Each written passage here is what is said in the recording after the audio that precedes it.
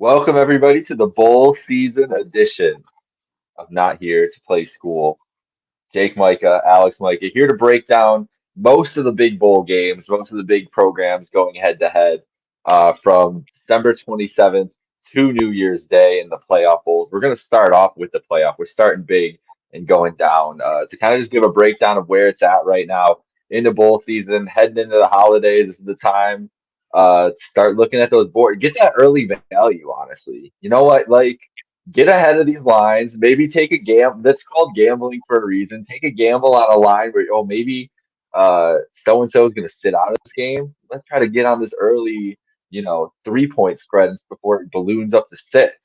Now I don't think there's. I think where our roster is are pretty set for the next couple I weeks, and think especially for the big games. So we're going to be able to break it all down here, but it's bowl season, and this guy is a bowl legend. Well, he's a Big Ten championship legend at least. I mean, I guess Zeke would be the bowl legend, right, for that year. Yeah. He is still a legend, though. He definitely is a bowl He legend. was there. He was He did there. enough. 59-0 in the Big Ten championship. Just talking about that. Talk about Florida State being left out of the playoffs. Obviously, not without controversy being left out of the playoffs because of their backup quarterback. And I saw some arguments about, Cardell was a backup. He was a third stringer. Cardell was slinging Cardell that looked thing. much 59 more nothing. impressive than Tate Rodemaker or Brock Glenn did. I still think those are made up names that you're saying right now. So that's where They're pretty random. They're not, but I mean and that's they will not be playing in the that's the playoff. college football though, is that a quarterback name could be the most wild thing possible, and then it's still great. And they Well, can we do have some good quarterback names right now.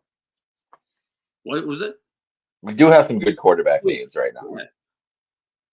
I mean, There's some Quinn strong ones Ewers out there. is great. I mean, Arch Manning is obviously great. That's just two from Texas. Bo Nix is a pretty good quarterback name. Is a good quarterback name, not a good quarterback. Well, I don't know if he's not good, but that might be too far. Worst quarterback name all time? JJ McCarthy. JJ McCarthy honestly sounds like a president, not a quarterback. JJ McCarthy, not great. Kyle McCord. McCord, that sounds kind of like a senator. I don't know if maybe he could go like Jack Kemp route, like play football and then Tyler Van Dyke. That sounds like a president too. Yeah, it does. It does. Drew Allaire. That's just a normal name. Yeah, nothing special there. Just a basic name. All right, let's get into the playoff games first. So we're going to preview a bunch of these games. We're going to roll through it. If you're listening to the podcast version, the bowl games are going to be marked exactly where we start. So if you want to hear a preview for a specific game, go ahead and into it. That's where it'll be. So here we are. We're going to start off with, I'm switching it up on you, Mo, the Rose Bowl game. Okay. I was thinking about Texas, Washington first, but we got to go in order of the day, and it starts at the Rose Bowl. Michigan choosing Pasadena, obviously the traditional Rose Bowl with a Big Ten team, and Alabama making. Now, this is have you done this Wikipedia research? Mo is a Wikipedia fiend over here.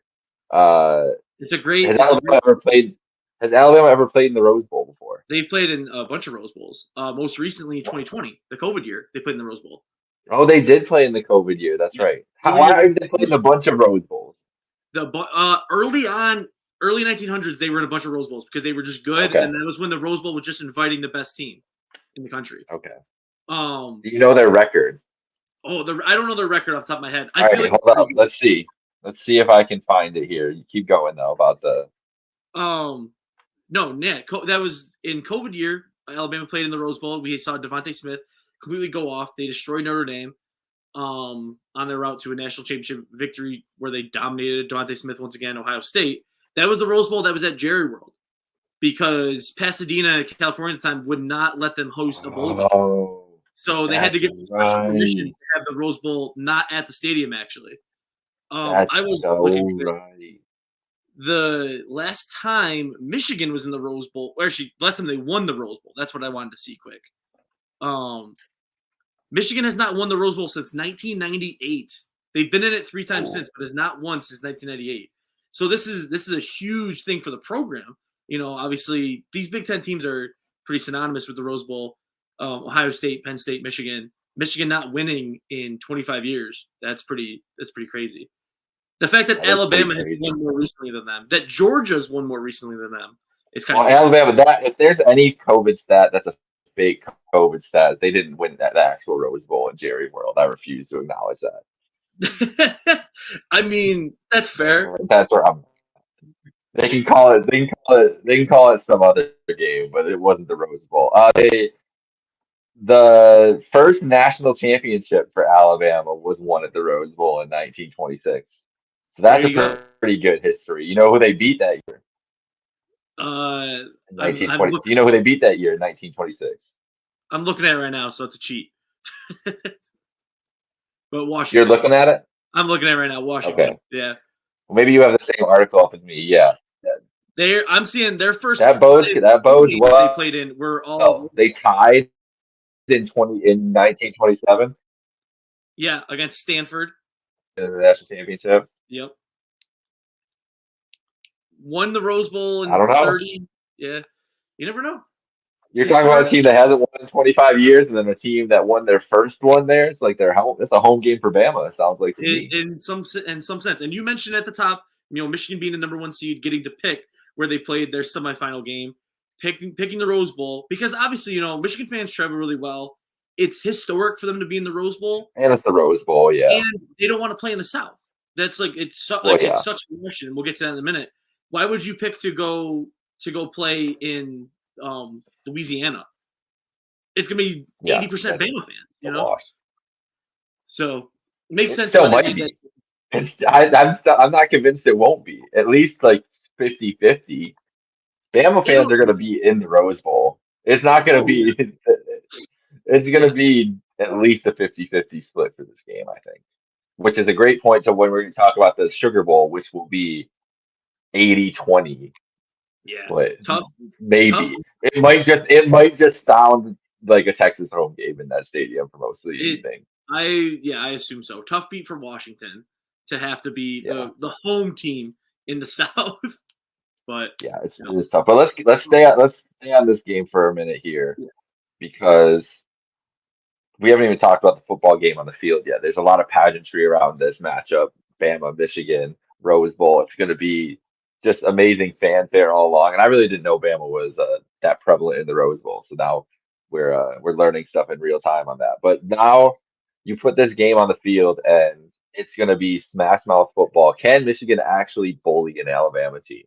And those are things that we've seen in years past when these matchups happen.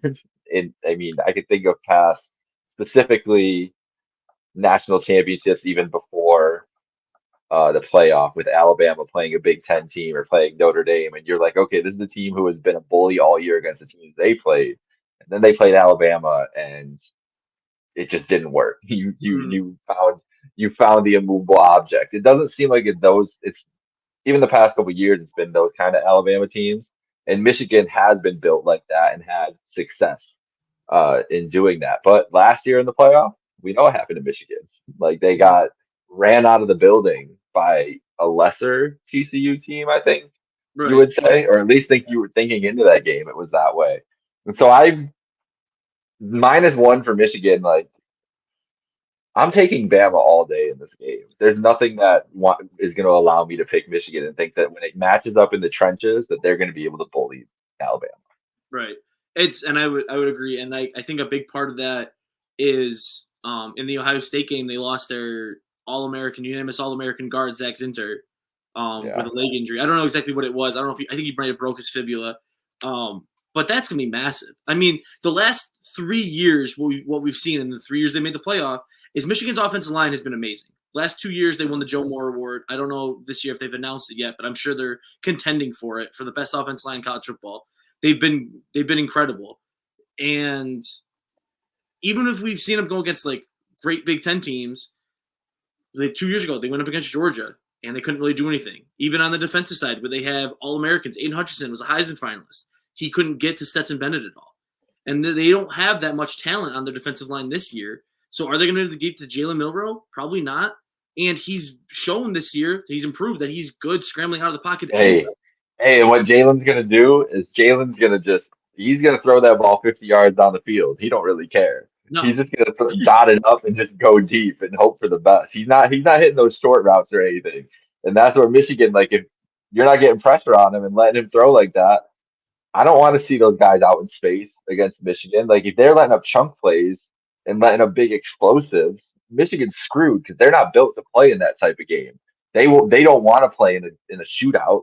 And if they get into a shootout with Bama, I don't think that they can. I don't think they can keep up with any of the teams left if it gets to that case. And that's why I think this Michigan team being the number 1 seed is hilarious because they feel like the team most ill-equipped to match up with the other three when the other three feel like they're perfectly matched for each other. Does that make sense? Yeah. I get what you're saying. I completely get what you're saying. And it's because and obviously they all have pretty good run games, but Michigan is so predicated on the run game. Like JJ McCarthy's had solid stats, and then you have Roman Wilson, but this season it was Blake Corum. Blake Corum had 24 rushing touchdowns, Michigan record, most in the FBS, and I think he set the record for most rushing touchdowns in Michigan history. And obviously that's a very long story program. But that's what they've been. They've been the run game. Blake Corum and Donovan Edwards. But because they've been able to bully other teams, you and me both agree. I don't think we're gonna be able to bully Alabama. So they're gonna have to rely on JJ McCarthy in the passing game. And as much as JJ McCarthy gets respect and was a top 10 in Heisman voting, I don't really think JJ McCarthy's that good. We haven't thought he's Yeah, that good. this might be the exposure game for JJ. Exactly. I've never been a huge JJ McCarthy fan. I think he's Zach Wilson 2.0. I think some team's going to draft him in the first round, and it's going to be a joke. Obviously, he hasn't declared yet. No one from Michigan has opted out, and no one has entered the portal that I've seen. Obviously, because you're in the playoff. Why would you want to do that? Alabama's had 3 players that I've seen, 2 depth defensive linemen who really weren't playing, and then Ty Buckner, who was the 3rd-string quarterback. So he wasn't going to get a chance to play anyways. I assume JJ McCarthy is going to enter the draft. If he stays for another year, that's good for Michigan because he's been able to do solid work against Big Ten teams. But we've talked about a lot this year. It comes down to who is the better quarterback. And week 3 we wouldn't have said Jalen Milroe would have been the better quarterback. But the way he's turned it on and the way they're using him in this offense, where he's rushing so much, and the way he can keep plays alive, he's the better quarterback in this game. And he's a reason that Alabama is in this spot, that they made the playoff. He really is. Him and Isaiah Bond together. Yeah, I mean he is definitely a different quarterback from when he started the year, and I feel like he is the better quarterback in this matchup, at least for this type of game. Maybe not the better pro prospect, but I feel like the way he's been playing and what they did to Georgia, they were in control of that game in the trenches. They were pushing Georgia around. It never really felt like they were uncomfortable. So I don't see why the Michigan Wolverines would do that. So we're both picking the Alabama Crimson Tide then. Yeah. Go to the national championship. Water is wet. Bama in the title game. Texas versus Washington. As of this podcast, Texas is a 4.5-point favorite over the Washington Huskies. As we mentioned earlier, this game in New Orleans, Louisiana, which is much closer to Austin, Texas than it is to Seattle, Washington. And this will be I'm saying generously 80-20 crowd. And I really think it'll be 85-15. It's going to be a lot of orange and white in the stadium. There was, right after this got announced, a lot of Washington fans talking about the cost of them trying to go there and then the hotel and the price of tickets, that it was upwards of $5,000 just to go because the airfare is insanely expensive. The hotel cost was obviously super high. It's a bowl game. And then the tickets for the game themselves was $400.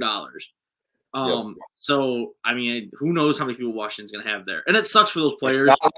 That's the thing about New Orleans. People don't think about this really with New Orleans. New Orleans is not a big city. It's New Orleans, it's got all the sports teams, everything. It's not it's not an easy flight to get into. I guarantee you there's not a lot of direct Seattle to I don't think there is any. Yeah, I don't think there is any direct Alaska to Seattle to.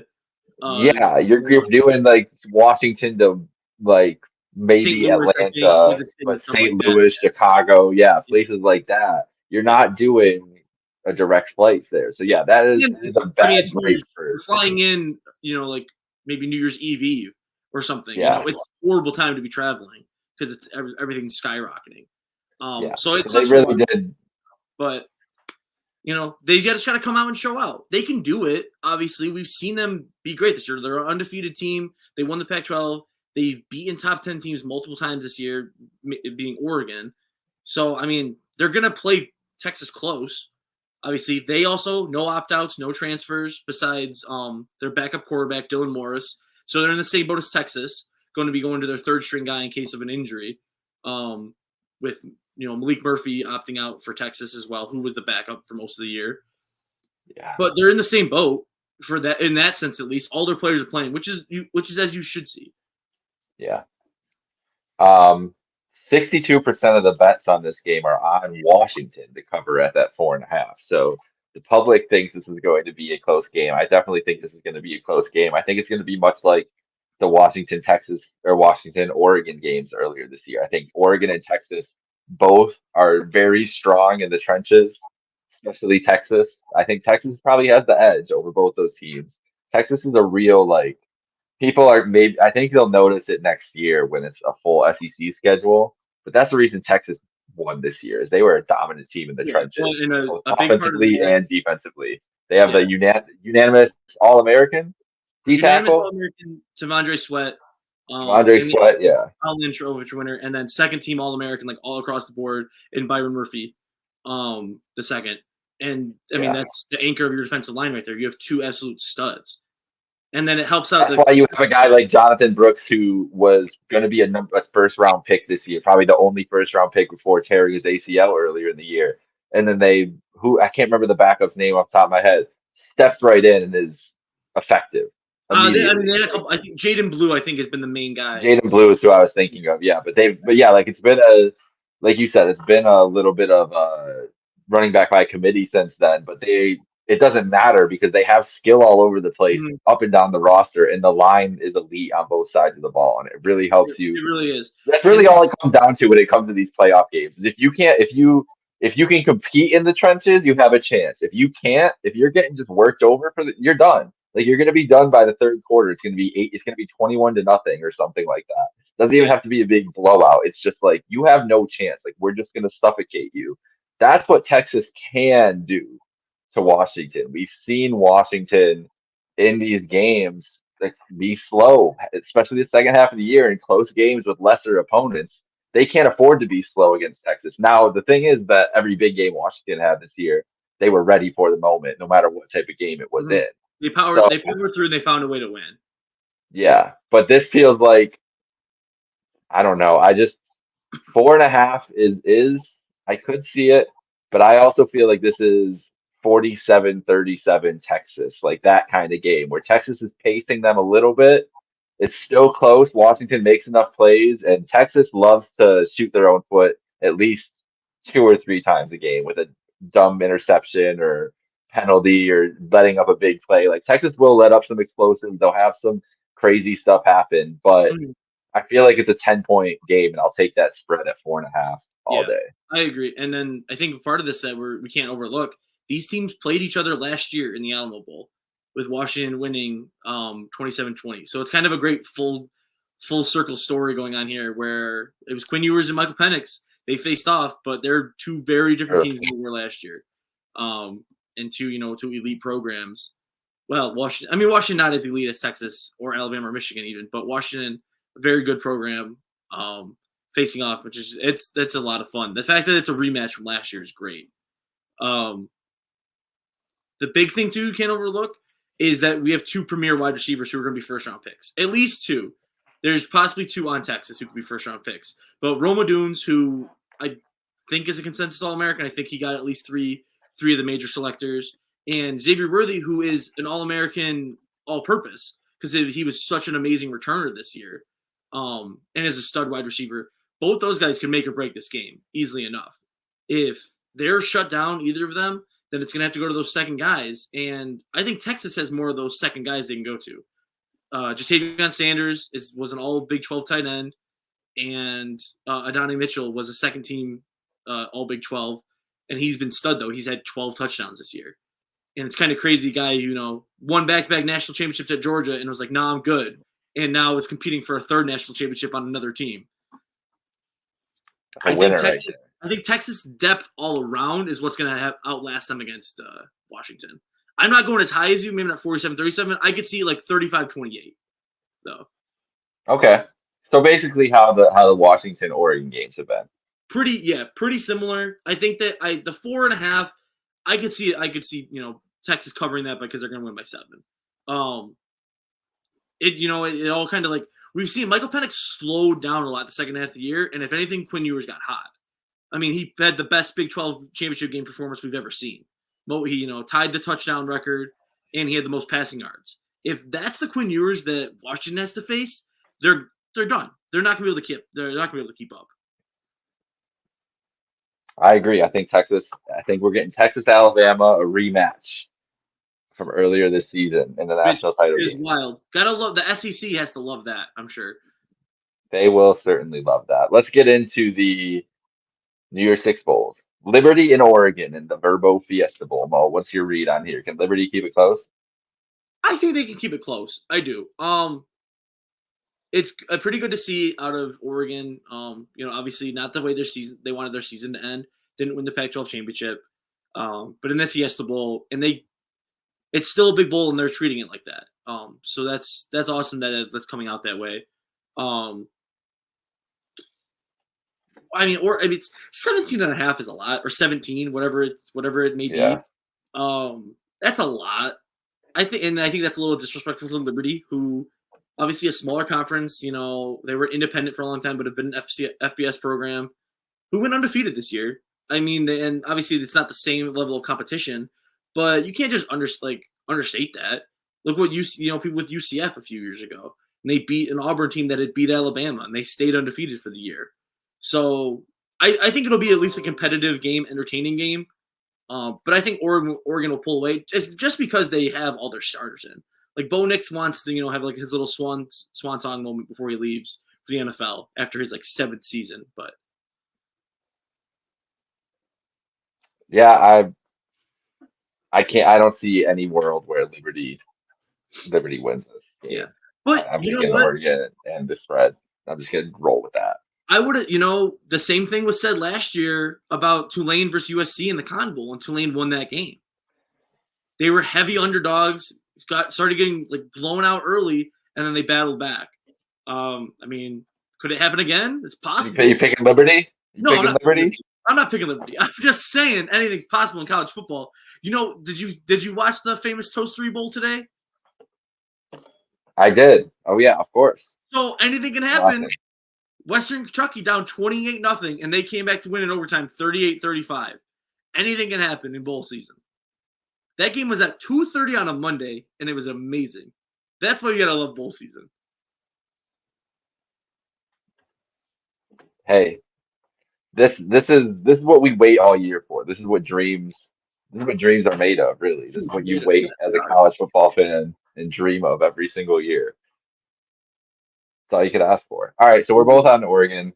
Let's move on to the game we talked about earlier as well.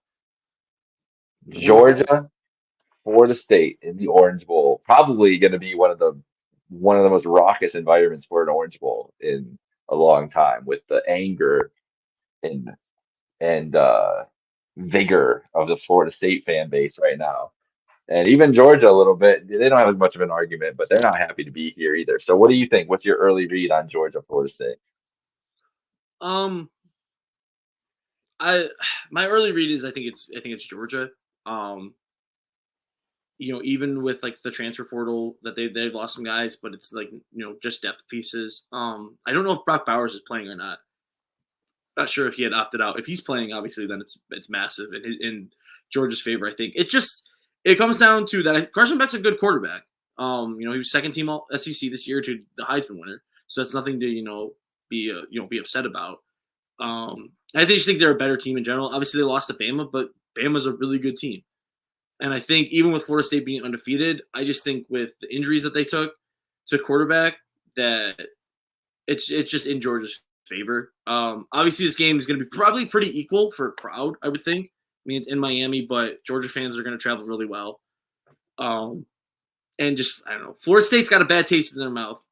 And there was talks, people wanted them just to not even play in the bowl game because they're, just to opt out. Because that would have been. They were like, we're not going to a bowl game then. You don't deserve our presence. Yeah.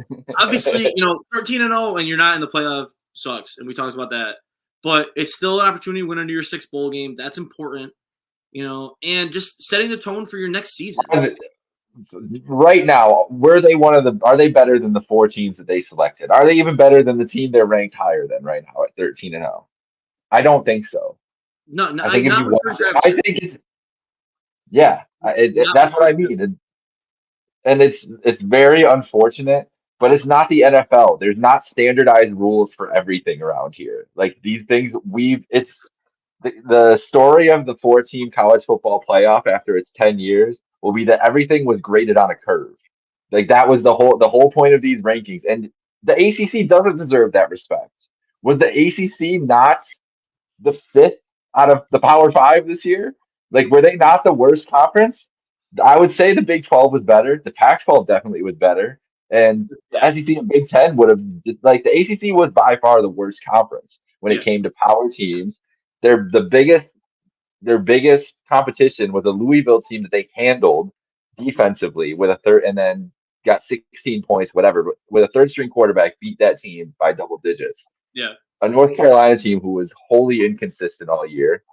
Clemson in one of their worst years they've had in 10 years. Like there was no competition in this conference either. It's no, not like it was a war of attrition for Florida State and Jordan Travis.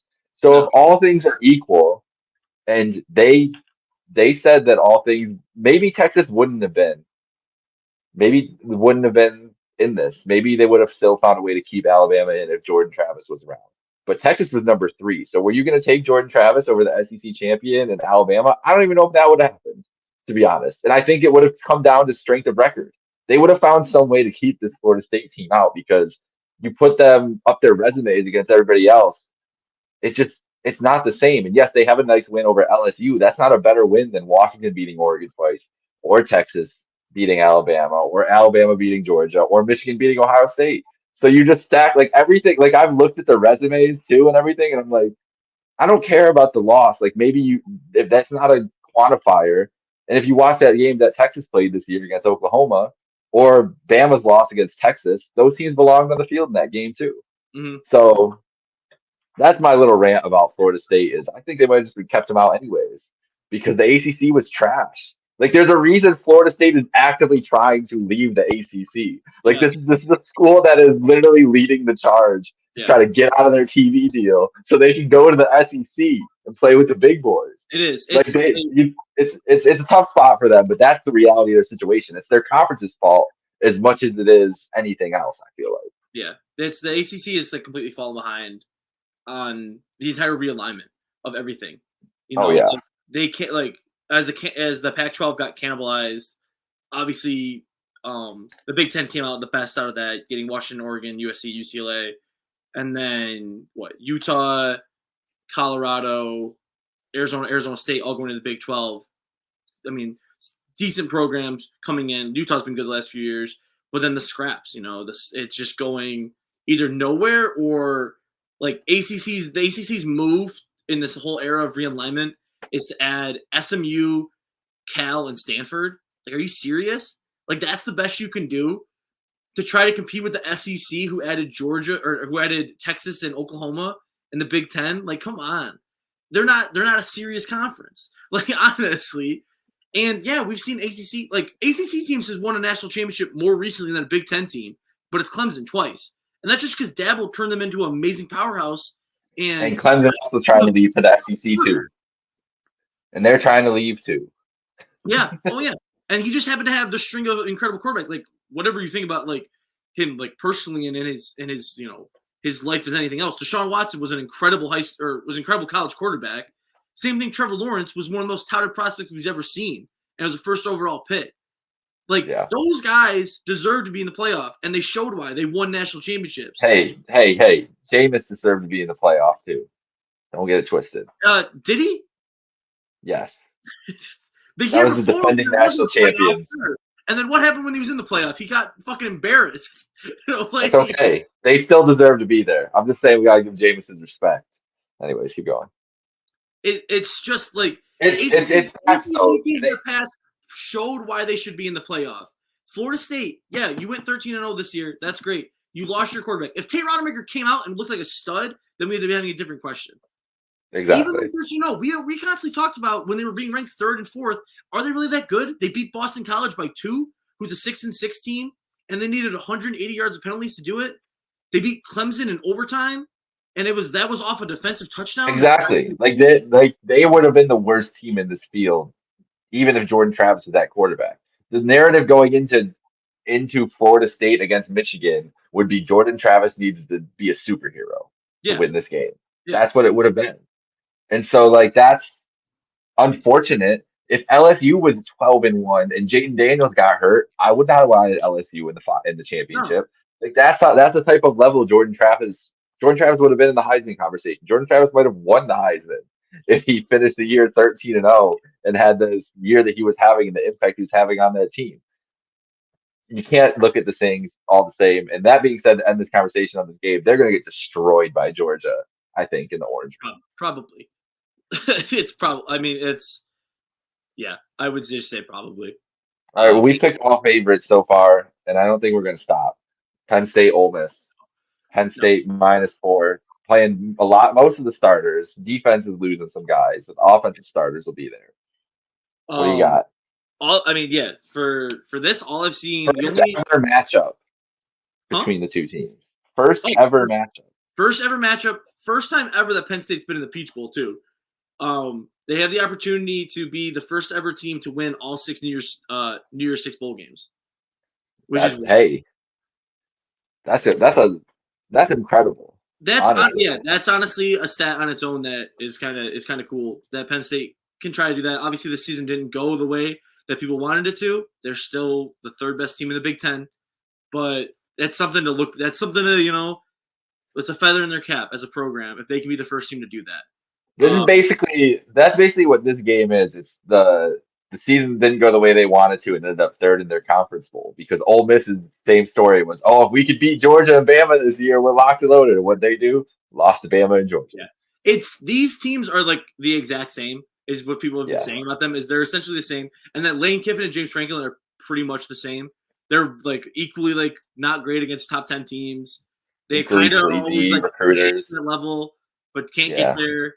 No, I mean this year I will like you said, Penn State doesn't really have any opt-outs. Even their guys who are going to the draft, the only one who declared for the draft that opted out is Chop Robinson, the defensive lineman, which is it's a blow. He's obviously a massive talent. Lane Kiffin actually tweeted at him after he declared for the draft. He said best of luck and that he hoped Penn State was going to have opt-outs because he knows Penn State's roster is just tops better than Ole Miss's and completely. And then a kicker and Christian Driver who hasn't played at all are the only people who have left so far for Penn State. Fashanu hasn't announced yet. He's going to be a first-round offensive tackle if he's leaving for the draft or not, or if he's going to play. But he's leaning that way. Caden Wallace, their right tackle, is playing. Theo Johnson, tight end, he's going to play. Curtis Jacobs, linebacker, he's going to play. Adisa Isaac, he hasn't declared for the draft, but he said he's playing in the Peach Bowl no matter what. So, yeah, they're getting back their entire team. They want to win. They said job's not finished. They want to win this game. Job's not finished. And, obviously Penn State coming in the South, they're not – the percentage is not in their favor for fans, but I think they're just a better team overall than Ole Miss. I do too. I think they're a better team. I think the trenches will come through for Penn State in this game. I think they'll be able to dominate Ole Miss. Yeah, in that regard. Awesome offensive line that Penn State has had and defensive line this entire year. And having all those guys playing is huge. Even like a couple years ago when they were in the Outback Bowl, they lost a lot of guys who opted out.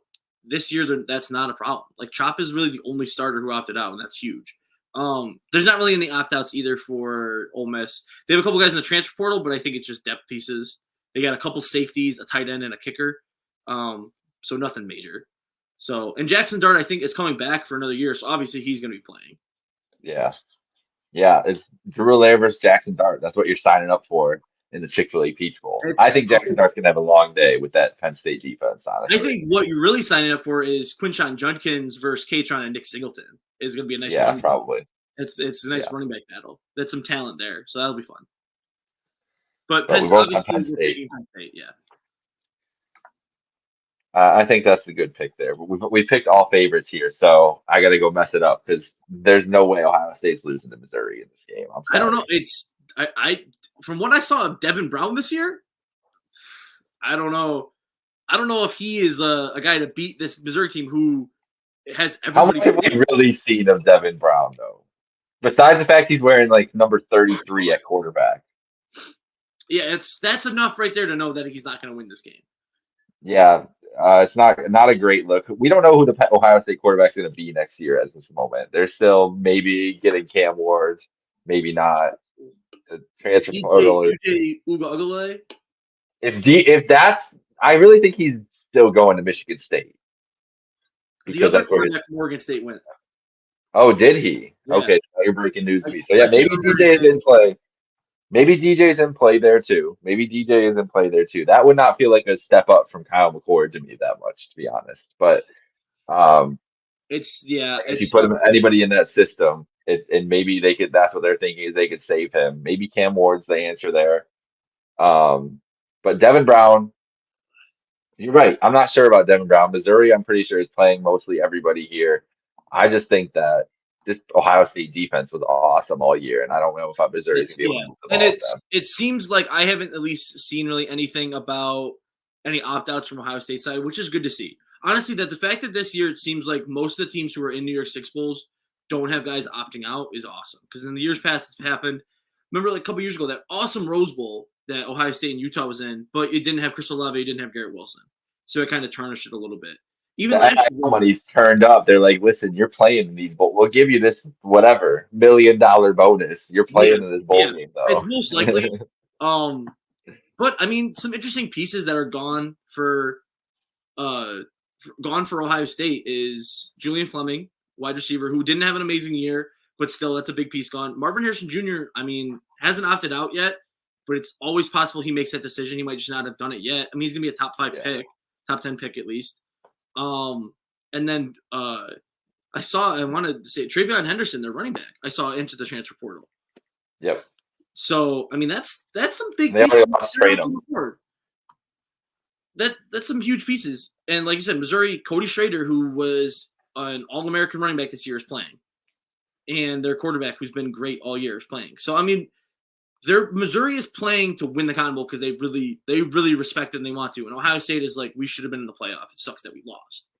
Yeah. They're playing on the back burner. It's all if Ryan Day can get these guys fired up enough. And I don't trust Ryan Day to get anybody fired up. But it comes down to I don't want to I'm picking the favorite again. I'm picking Missouri because I think they want it more. And maybe I'll be wrong, but it seems like Missouri wants more because this is like a massive successful year for them that kind of came out of nowhere. No one thought this was going to happen, and it's been great. And it's like, you know what? Let's finish this off strong with a Cotton Bowl win. All right. Well, we're going to differ on our first pick because I'm going to go with Ohio State, and I'm trusting that defense, I think, who's been great all year. Give them some issues, and then, I don't know. I think I would think Marvin Harrison would have opted out by now, but maybe not. Yeah, if he's playing, that's what I'm curious about. Him and Cade Stover, who might be a first-round tight end. So I mean, there's massive talent that's still there, and whoever the quarterback is, if it's Devin Brown playing, actually, I don't even know who their third-string quarterback would be. If it's Devin Brown playing, we'll see what happens. But I don't have a lot of faith in that. All right, we're gonna start ripping through the rest of the slate after the New Year's Six game, the Citrus Bowl on New Year's Day as well, the Cheez-It Citrus Bowl, Iowa, Tennessee. I'm picking the Vols here. I'm not picking Iowa to score. This game's at 8.5 is like it might be a 14-3 game. That might be what the score is, but I'm picking Tennessee. They're gonna score enough. Yeah, I'm also picking Tennessee. Who's watching this game? Who's watching this? I mean, I will. Don't watch this game. I will. Don't watch. Just watch the Relia Quest Bowl. I'll watch both. What do you mean? Watch this game. Why would I not watch both? Don't make yourself watch Iowa. It is in a new year, Mo. To set intentions for your life. Save yourself from Iowa football. That's all I'm saying. We don't need to do this. We need to demand better from Iowa. They can't keep getting away with this. It comes all the same.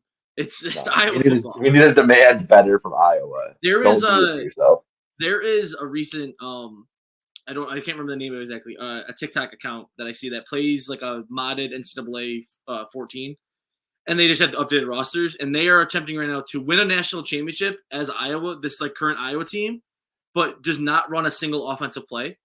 So as soon as they get the ball, they punt it or they kick a field goal, and they live and die by defensive touchdowns. That's How's he doing? last time I looked, they were like 8-2, and they That's not winning the Natty. he might be playing on easy. It's unclear, but it's Well, I feel like you got to give yourself something that if you're doing it's literally just like punt returns for touchdowns. That's fine.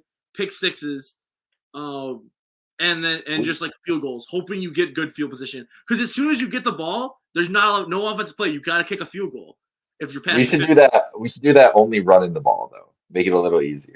So like really like ground and Triple pound. option. Yeah, just no passes. I Maybe you get one pass a quarter. That sounds like Navy football. That's Yeah, that's all. That's what we're gonna do. Navy football. All right, Iowa, Tennessee. Yeah, but yeah, Microsoft I mean, Iowa doesn't football look like year to any year. major That's my opposition. Tennessee, yeah. Wisconsin and big news LSU. today. Jaden Daniels just announced he's not playing. Obviously, won the Heisman Trophy, declaring for the draft. Huge loss for LSU. Still a much better team than Wisconsin this year, and it's kind of crazy that they're playing each other. Honestly, like Wisconsin's 7-5, that they like, and LSU's ranked. It's a weird matchup. Obviously, it's just because it's the Big Ten SEC, like the way it falls. Yeah, they wanted the bigger brand and everything. Yeah, Big I Ten, think you got to go LSU.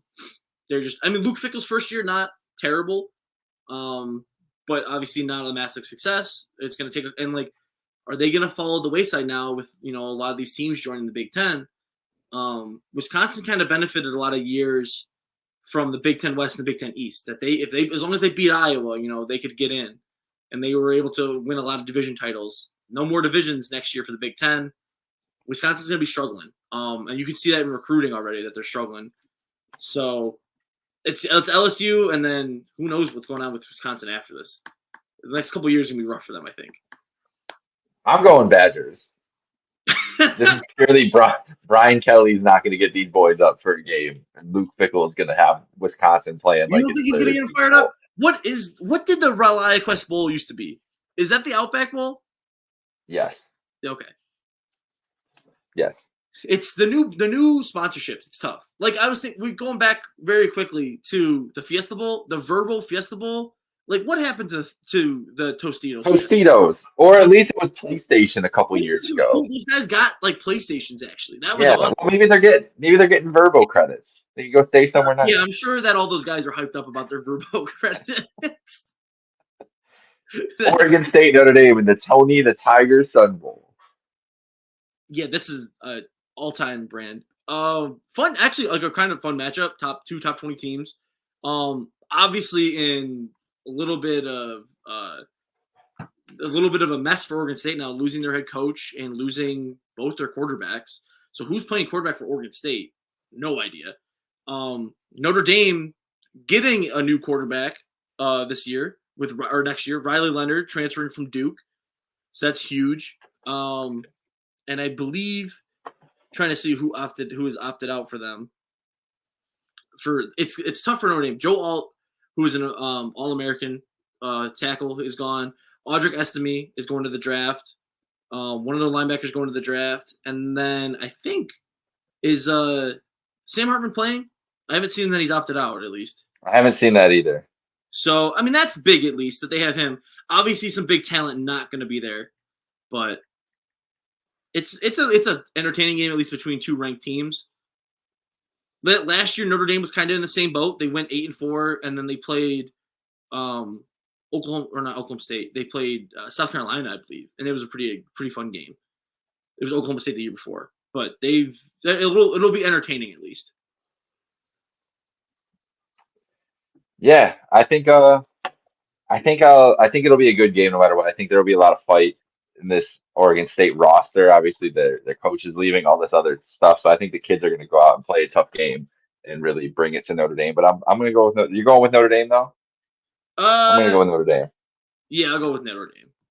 Just because Oregon State no head coach and two of their quarterbacks gone, it's just too much in of a mess. Yeah, it's going to be tough. going to be tough for them. But I think they will put up a fight. I think they'll be closer in this game than people I are, think. are I mean, giving it's them like credit for. with those, And with it's only all those 6.5. transfers. That's really not that bad. Yeah, it is. With all those transfers, what do we got next? The Gator Bowl. Yeah. Clemson, Kentucky. I'm going Kentucky here, Mo. I'm not picking Clemson in this game. I think Kentucky. I believed in Kentucky a lot this year, more than probably most people. I picked them to win a lot more games than I should have. Pulled some upsets off. Even that Georgia game, I was like, maybe you never know about Kentucky. But I was adamant about them beating Louisville at the end of the year. You were right. I was very adamant, and I think that they just are going to dominate the ACC teams. And this Clemson team, solid this year. Whatever, fine. They're not good though, and I think Kentucky's going to bring it to them and get a dub. I think that this Kentucky team they always put up a really good fight. Like this is not a team that just rolls over ever. And No. I think Clemson is prone to roll over, and they look like a team that wants to roll over in this kind of game. Stoops gets the boys going. He's a good coach. Obviously a very tough division in college football that he's had to compete in, and they've tried their best. Obviously, the SEC East is not easy, but they've been solid. Yeah, I'm with you on Kentucky. Honestly, I wasn't sure, but I really still don't. I mean, I like Dabo's coach. I really just don't like Cade Klubnik, or Klubnik, however you say his name, as a quarterback. I just don't think he's that good. And I think he's kind of an 8-4 quarterback, which is what he was. What he was this year. I think that's his kind of maybe 9-3. Last year he took over obviously and played some games, won the ACC championship, but then could not do anything in the Orange Bowl. And he's a true freshman, but couldn't do anything in the Orange Bowl. And I think it's going to kind of happen again this year. I don't think he's really built for it. At least we haven't seen it out of him yet. So I would just go with. Well, you know what? One of the crazy things about Clemson now is you know what Clemson was doing at the height of their run? Where are the game-changing running backs and wide receivers that they would have? Where's DeAndre Hopkins? Where's Mike Williams? Where's Travis Etienne? Where are these guys that even Hunter Renfrow? Yeah. Hunter Renfrow, yes, like they don't recruit those guys anymore. No T. Higgins guys anymore. No T. Higgins. Yeah, like all these names that you see on Sundays balling out, like they don't have those guys in the roster anymore. And that's what makes this team, who maybe with a couple of other skill guys with a quarterback like this, maybe they go 10-2, 11-1. But they don't. That's the thing, is that the way that they've been recruiting, when they were on their run, the 5-star ratio was crazy. Like they were competing with Georgia and Bama. Now they're still one of the top 10 recruiters, but they're more along the lines of Penn State, LSU, like Michigan, like that second tier of teams behind Georgia, Bama, and Ohio State, basically getting every single, in Texas too, sneaking in there now, getting every single 5-star recruit. A great recruit the last 3 years. Yeah. Let's see. It's where are they ranked? Clemson's ranked composite 15th, overall 18th. It's brutal. Like, this is a team that was winning. This is a team that beat Alabama one of those years on some of these rankings. Yeah. And so when you're talking 15, 18, like they're not going to compete for national titles. They're going to be 8-4 to 10-2, which is what their ceiling was before Dabo showed up. Really, like they're just kind of back to where they were. And that goes back to the whole conversation about Florida State in the beginning. Is like this is the second best team in this, or third best team in this conference behind Louisville. Like this is the team that we're dealing with here. These are not world-beating teams that Florida State had to work with, and they only beat this team in overtime. So that's why I'm going with Kentucky, because I just have seen them compete in these big games, and when they were against similar competition, ran through Louisville. I will say this year they have a 5-star wide receiver coming in. They got a 5-star Bryant Wesco. He's number 6 in the country, so that's big. That's solid. Who's been? I mean, since Travis Etienne left now 3 years ago, who's been the number 1 running back? Will Shipley, who isn't bad, but he's not Travis Etienne. Not dynamic. Yeah, no. He's not Travis Etienne, who was a 4-time, All-American or whatever he was. I don't know, and it's part of it that's hurting them is Dabo was so outspoken against NIL at first, and he's backtracked those statements now, but then also so against the transfer portal too, and not a big fan of it. He's been late on both those things, and that's been a huge part of their downfall too, because you can see that, like I said it earlier, I tweeted it earlier tonight. We're taping this Monday night. Dylan Raiola left Georgia. He's going to Nebraska. Huge get for Matt Rule and everything else. I said, okay, he's just going to leave Nebraska after he has a good year. Like I said this to you the other day Yeah. too. And I feel like a lot of guys are going to be looking at these situations like that. And Dabo should have been in on every single one of these guys that were looking for new situations after a year. And that Yeah. goes against Dabo's code. And he wants you to be committed and he doesn't want to do blah, blah, whatever. You're lagging behind them because free agency is real in college football, and there are talented players out in that portal wanting to go through the recruitment process over again after a year, after 2 years. If you don't reload your roster with some of those guys, then you're going to be missing 3 to 4 difference makers that the other teams that you're competing against have. Yeah. Because that's just what we're at. Yeah. You're completely right. And we'll see if he can change. And especially the quarterback market. Like, why was Clemson Klubnik, they have to be in on the quarterback market, or they should have been at least this whole run. And they're going to ride with their guys, and maybe it works out for them. But teams are looking for answers like right away now and can get them. Maybe they are. Maybe they're in on Cam Ward or DJ's coming back. Who knows? Like you never know what happens with these guys. Possible. But I just go back. What if DJ does end up back in Clemson? That would be crazy. It would be. I just looked back quick just to see on our recruiting conversation what we're saying. The last time they were a top 10 team recruiting was 2021. 2022, they were 14. 23, they were 15. And this year, they're 15 again. So it's a really bad recruiting cycle for Dabo. And that's enough to kill a program, honestly, for for a stretch. That's hard to recover from because recruiting is so difficult and they're so competitive for these guys. Like a guy that they should have been in on 2 years ago was Travis's brother, Trevor, who had Clemson as one of those final schools, but he went to Florida. And now he's in the portal. So maybe they'll get him now, and that would be massive for them. He's a great talent, and I think he could end up, he's going to be like a high second-round pick after next year if he has a solid season. But it's definitely slacking a little bit on their end.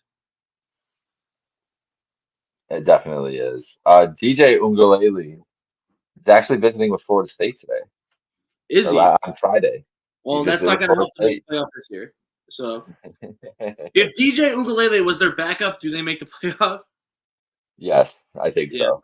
Probably. I think so.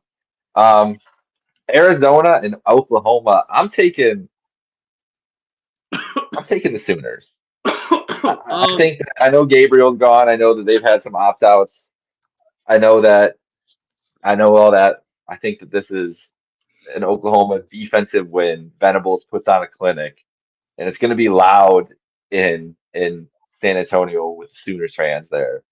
Even though I guess it's not too far of a trek for Arizona, but I think it'll be a Sooner heavy crowd there, and I think Oklahoma gets the win. Who are we getting at quarterback for Oklahoma? It's a great question. That's that, and exactly, they have two options. They have a true freshman who hasn't seen any time, Arnold Jackson, great quarterback name. He sounds like he's ready to go. What do you mean? That's the former president's name, though. Yeah. Or no, excuse me. That's a trivia game we need to start. That's a trivia game we need to start. Is just name off names like that. Be like former college football quarterback or president. Jackson Arnold, which what does our maniac always say? 2 first names, can't trust it. He does, yeah. He does not pass the 2 first name test at all. And then the backup is General Booty. General Booty, that's right. Yeah. General Booty has to start this game. What do you mean? He should. It'd be at least for the name value alone. That'd be fun. General Booty. Arizona, yeah. Arizona, listen, they look a little better on paper right now going into this game. That's for sure.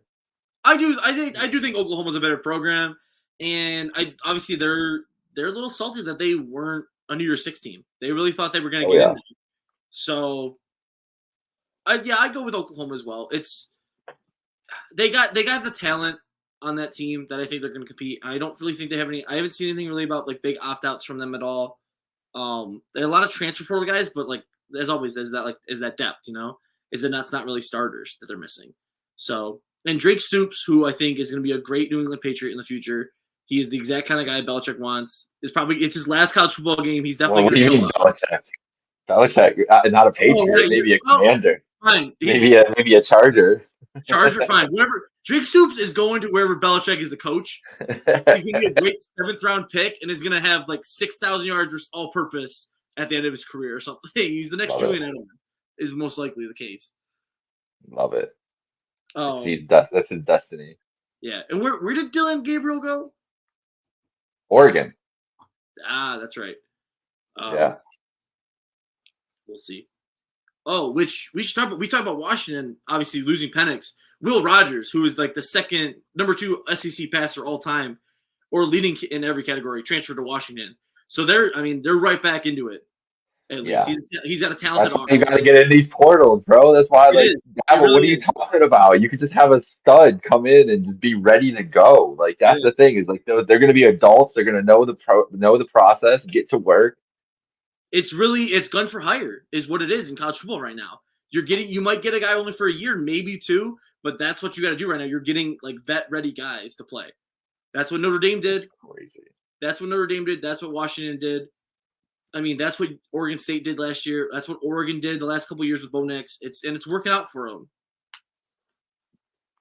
It's interesting to see like the team's strategies on it because I guess really like all these schools are not recruiting top 5 quarterbacks ever. It's not like Washington is getting like the number 1 overall prospect at quarterback. Like all those guys are going to 4 schools at this point. And so, okay, I can't get a top tier guy who can step in day 1 and be elite, but I need to be a winning program right now. Why don't I get this guy who's been developed already for 2 years and he's coming to me as his most complete self, and then I'll reap all the benefits of it. Like it's a great way for these not lower tier teams, but second tier programs to the big dogs to kind of keep up every year. And I think that's why we have the most competitive playoff field that we've had in years this year. Mm-hmm. And going into next year, I think it'll be, imagine if Oklahoma was playing Florida State in the playoff this week. Like you would think that's a competitive game that's going to come up. For sure. And that's where we're at in college football now. And I think that's what the whole point of the transfer portal was, and it's working in that way. Yeah. And it's great that guys, obviously there's this like some NCAA stuff. Oh, if you transfer twice, you're not allowed to play or whatever, or you have to sit. And then they changed it for sitting for a year now, though. It's that if you're transferred once, you don't have to sit for a year. Like guys recently even had to sit with that. I think you look at too, we're talking about these quarterbacks, is going back to Baker Mayfield. So what, 2017 or 2018, right? Yeah. 17, whatever year it is. Baker, Kyler, Joe Burrow, Jaden Daniels, 4 Heisman winners that we've had, all are transfer quarterbacks. Mm-hmm. So, I mean, Caleb Williams, too, transfer. So 5. That's insane. Like, obviously, it's like the grass is greener on the other side for a lot of these guys. Yeah. Commonality in that is Lincoln Riley, who just might just be a quarterback whisperer. And if you have a chance, to play for him. But it's obviously there's like an opportunity there. If you're not working out your program, you can transfer and find somewhere else and be massively successful. Yep. It's a big 100%. thing. And it's probably some of those, like 4 of those 5 guys that we just named, first round picks or first overall picks, at least. Like Caleb Williams probably still going to go first overall, even with a 7-5 season. Yeah, I would think so. So 4 of those 5 guys are first overall picks, and they're transfer quarterbacks. So, I mean, it's a new world of college football. Yep, certainly. Let's get to USC quick. We got 3 games left, and then we're going to get out of here. USC is going to get smacked by Louisville. Oh, smack. They are. USC is not going to be good.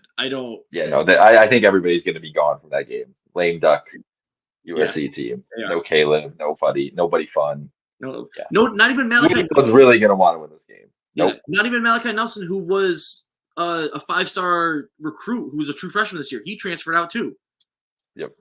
So not great times. No. NC State, Kansas State. I'm going with Kansas State. 3-point favorites in the Pop-Tarts Bowl. You're going with NC State? Yeah. I'm going with NC State. No, K-State. I'm going with you got NC State. I'm going with NC State. I haven't seen anything big on opt-outs. They had the best linebacker in college football this year. He wants to play. He wants to finish his career with Peyton Wilson. Yeah, they have a great defense. And they, obviously the last couple of years they've been a solid program, getting 9 wins, close to 10 wins. So I'll go with them for the fun. For the vibes. UNC West Virginia. No Drake May. No Drake May. And no Devontae Walker either, declaring for the draft. Honestly, I think West Virginia. UNC. They are 6.5-point favorites here. Yeah, crazy. I was not expecting to see that line. UNC, even with Drake May, couldn't get up for the big games. Yeah. Most of their time. They really couldn't. Last year we saw it was a big problem. They started out super hot, 8-0, 9-0, whatever it was, and then just completely fell off the back end of the year. This year, same thing. Started hot and then completely fell off. So no, I'm going with West Virginia, who was a surprise team this year. They were bottom of the Big 12 in most projections and went 8-4. So good for them. And who knows if they can get good enough recruiting going this year. And the Big 12 is going to be wide open, honestly, with Oklahoma and Texas gone. So, and obviously you have a lot of talented teams coming in, but if West Virginia going 8-4 this year, that's a good showing, and who knows what's going to happen for them next year. So I'm going West Virginia just to keep on rolling this positive season they had, honestly. I'm with it. I'm picking the Mountaineers as well. That's it for our bowl season preview. Maybe we'll be back for just to I think rehash. national championship. Before national championship. Well, I was gonna say even right before the playoff, maybe we'll just do playoff games. A little bit in more depth. I'm good with that. Yeah, just talk of playoff games and get something out before then. So, but this was a good time. Come back and listen to this anytime. We'll repost it and everything. We're gonna go live with it this week, but yeah, man, it's gonna be a fun bowl season. It already has been. Monday, as we talking on Monday, December 18th, already had the Western Kentucky come back from 28 points over Old Dominion. So if that's setting the tone for the rest of this week and the weeks beyond. Who you got? Who you got tomorrow? We got let me see what it is. Isn't it Northern Illinois?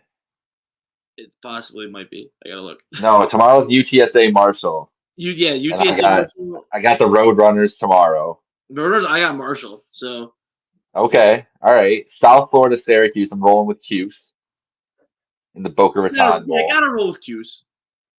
Georgia Tech UCF in the Gasparilla Bowl. I'm always going UCF. I went UCF as well. This is where Northern Illinois 2017 national champions. The Camellia Bowl. Northern Illinois, Arkansas State. Obviously going with Northern Illinois. Got to go with the MAC school. Yeah, Northern. Yeah. Troy and Duke. Troy 7.5 point favorites. So let's go with Troy. I think Troy. Duke's in a little bit of a shamble right now. Georgia State, Utah State. Got to go with Georgia State. Get Utah State out of here. I think I picked Georgia State. Yeah. James Madison Air Force. JMU. Being Air Force in the Armed Forces Bowl is a tough ask, but I think JMU gets it done. Listen, it's happened a lot to Army. They've lost a lot in the Armed Forces Bowl. So South Alabama, Eastern Michigan. I gotta go with Eastern Michigan. I picked South Alabama. USA. Yeah. Well, minus 15.5. Yeah, that's tough. Utah, Northwestern. Utah. With the Utes. Yeah. San Jose State gonna roll over Coastal Carolina. San Jose State. Bowling Green, pick them over Minnesota. Have to do it. Big Ten or MAC over the Big Ten is always a good time. I pick Minnesota. Texas State and Rice. I went with Rice over Texas State. I picked Rice too. Luke McCaffrey, man, he's a stud. Yeah, and then Kansas over UNLV. In the 90s, a great college basketball matchup. Yeah, it really is. All right. That's it. That'll do it, folks. Enjoy bowl season. It's the most wonderful time of the year.